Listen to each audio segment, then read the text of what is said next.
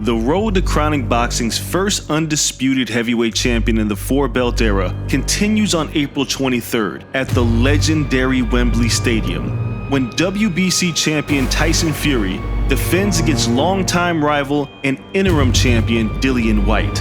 The undefeated Fury is coming off of one of the greatest heavyweight battles in recent memory when he stopped Deontay Wilder in the 11th round last October, while Whyte avenged his loss to Alexander Povetkin to reclaim the interim title last March.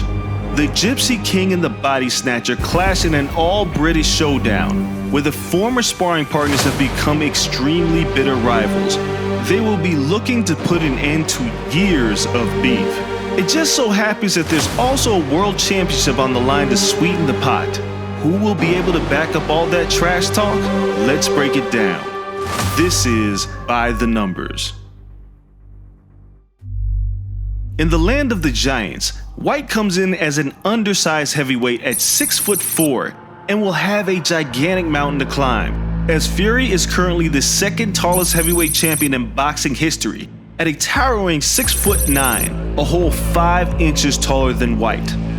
Although Fury is the WBC champion at a stellar 31-0-1, an argument can be made that Whyte has the better overall resume. Aside from the trilogy with Wilder and his victory over Vladimir Klitschko, Fury's strength of schedule isn't all that strong. But Whyte has faced a litany of former champions and title contenders, including Alexander Povetkin, Joseph Parker, Derek Chisora, and former unified champion Anthony Joshua. But it's the 2 knockout losses that stick out like a sore thumb on the record of the Body Snatcher, while the Gypsy King has yet to taste defeat. Because of this, you'd think the punch stats would be in favor of Fury, but it's Whyte who has the edge.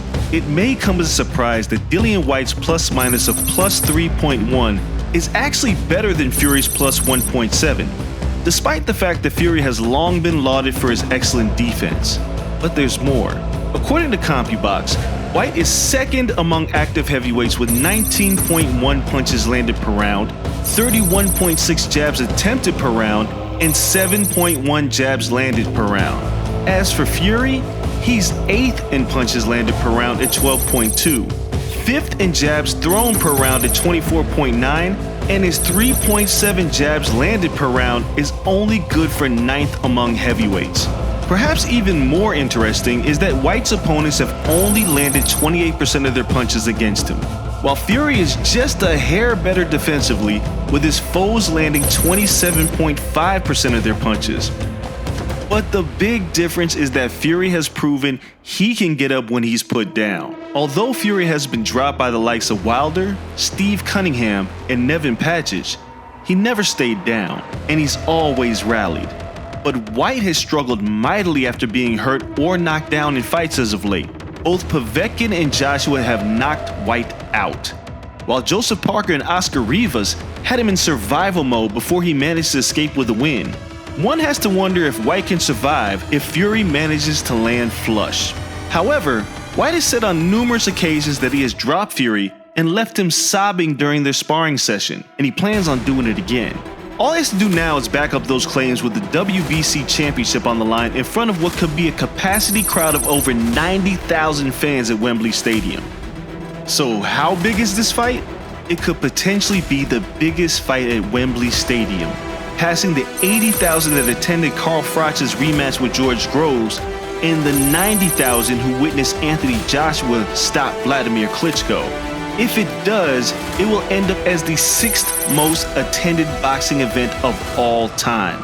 Still a ways to go before catching Tony Zale and Billy Pryor's 1941 fight that took place in front of 135,132 fans at Juno Park in Milwaukee.